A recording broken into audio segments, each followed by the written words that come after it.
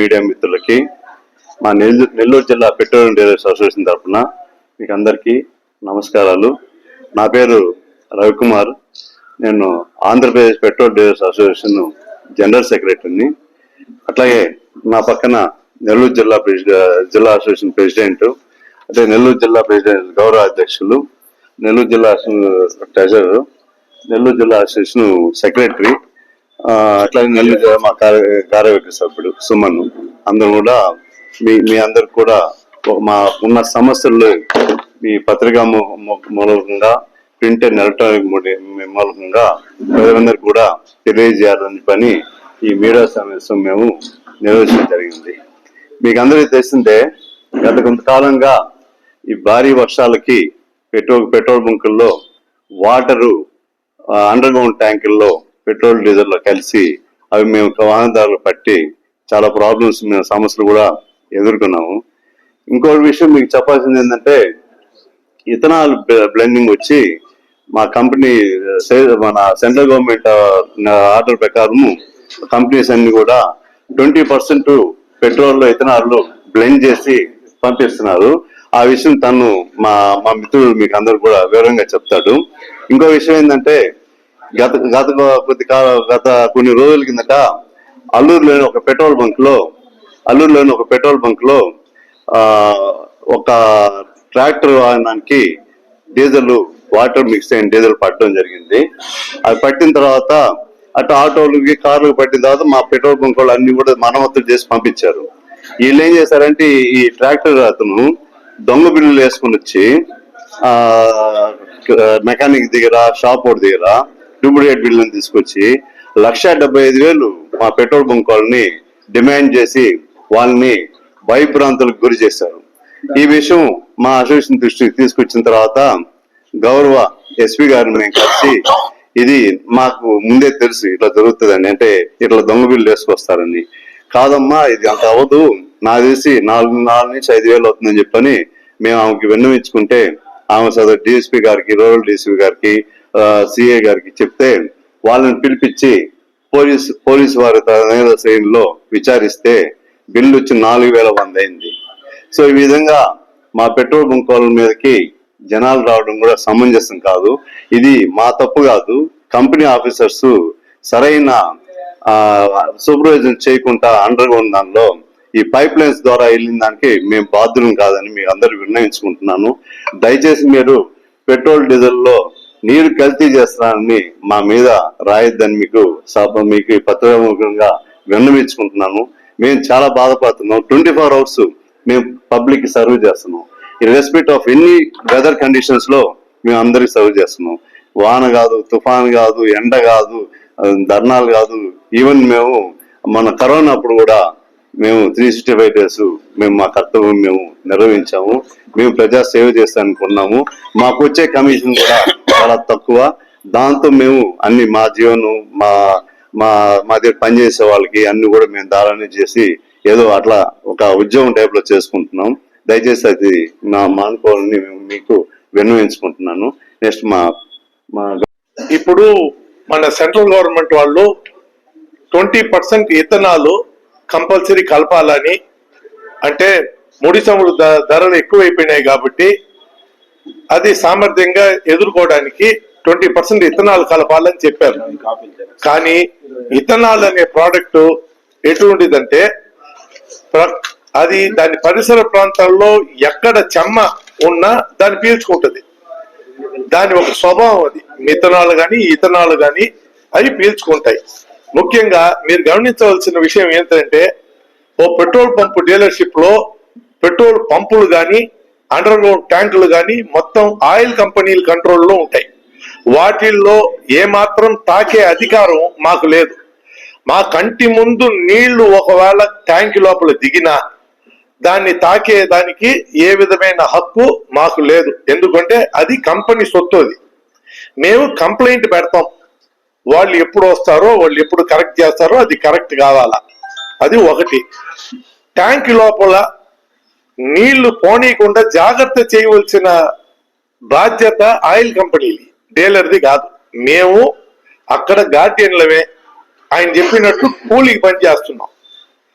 మాతో పాటు 10 మంది వర్కర్లు వాళ్ళకి పంచి మిగిలిన దాన్ని మా జీతం కింద తీసుకోబోతున్నాం. అంతేగాని పెట్రోల్ బంక్ అంటే ఏదో లక్షలు కోట్లు ఆదాయం ఉండే సంస్థ కాదు. ముఖ్యంగా ఈ ఇథనాల్ సబ్జెక్టుకి వస్తే ఒకవేళ దురదృష్టవశాత్తు నీళ్లు గాని వర్షం పడినప్పుడు ఒక 50 లీటర్లు 100 లీటర్లు లోపల దిగితే ఆ ఇథనాలు బయట ఉండేదాకా బాగుంటుంది. ఒకవేళ అట్మాస్ఫియర్ లో ఉండే నీళ్ళైనా అది పీల్చుకున్న సంగతి బయట ఉండేదాకా తెలియదు. అది ఎంత ప్రమాదకరం అంటే లోపలికి వెళ్ళిన తర్వాత ఆ నీళ్ళని వదులుతుంది. బయటేమో మాకు పెట్రోల్ గానే కనిపిస్తుంది. అది ఎప్పుడు ట్యాంక్ లో దిగుతుందో అది అబ్జర్వ్ చేసుకునే నీళ్లు మొత్తాన్ని వదులుతుంది. అది మనం అప్రమత్తంగా లేకపోతే ఆటోమేటిక్ గా వచ్చి బళ్ళు ట్యాంకుల్లోనే పడుతుంది. ఇంకొక ముఖ్యమైన విషయం అండి, కెరసనాలు అయితే కల్తీ, ఇంకోటి అయితే కల్తీ. నీళ్లు పెట్రోల్ కలవు, దాన్ని కల్తీ అని చెప్పడమే తప్పు. నీళ్లు వేరేగా పెట్రోల్ వేరేగా ఉంటది. ఎవరు బుద్ధి ఉండేవాడు ఎవరు నీళ్లు తీసుకొని పోసి పెట్రోల్ కింద అమ్మడం, ఎందుకంటే బళ్ళు నడవు. ఇమీడియట్ గా వాడు ఇబ్బందులకు గురి అవుతాడు. కాబట్టి ఏ డీలర్ కూడా మనస్ఫూర్తిగా నీళ్లు పోయినండి. అది నేను మీకు ఇంప్రెస్ చేయాలా ఈరోజు, తప్పదు మాకు. ఎందుకంటే మేము చూస్తూ ఉన్నాం, ఒక 20-30 సార్లు ఈ ఆర్టికల్స్ వచ్చిన తర్వాత ఈ రోజు డెసిషన్ తీసుకొని మా స్టేట్ సెక్రటరీ గారు మా అధ్యక్షులు పెట్టాలా, ఈ రోజు ఎట్టయినా మనం క్లారిఫై చేయాలని చెప్పే ఈ రోజు చేస్తున్నాం. కాబట్టి ఇథనాలు బయోడీజిల్ మొత్తం సెంట్రల్ గవర్నమెంట్ వాళ్ళు చెప్పి ఆయిల్ కంపెనీలు వాళ్ళు కలిపేది, దాంట్లో మాకు సంబంధమే లేదు. కానీ అది లాక్కునే మాయిశ్చర్ వస్తుందని చెప్పి చాలా కంప్లైంట్లు మేము ఇచ్చాం. మీరు పత్రిక ముఖంగా కూడా వాళ్ళకి ఈ ఇథనాల్ కలిపిన దాని వల్ల కలిగే మేలు అందరికీ తెలుసు, కలిగే కీడేందో అది కూడా మీరు దాన్ని కూడా మీరు హైలైట్ చేస్తే ప్రజలకి ప్రయోజనకరంగా ఉంటుంది, మాకు ఇబ్బందులు తగ్గుతాయి. ట్యాంకర్ లో వాటర్ ఉన్నాయి. అవును, ఇప్పుడు ట్యాంక్ లారీలో వాటర్ లో మిక్స్ అవుతుంది, పెట్రోల్ లో మిక్స్ అవుతుంది. పెట్రోల్ లో కలిసిపోద్ది 100%, వాటర్ లో కూడా 100% కలిసిపోతుంది. బట్ ఇది ఎథనాల్ పెట్రోల్ లో కలిసినప్పుడు పెట్రోల్ క్యారెక్టరిస్టిక్స్ మాత్రం ఉంటుంది, ఫైరింగ్ కూడా అవుతుంది.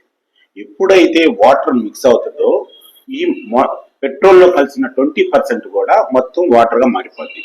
మీరు అడిగిన డౌట్ ఏంటంటే ఎలా కలుస్తుంది అనేటటువంటి క్వశ్చన్ చేశారు.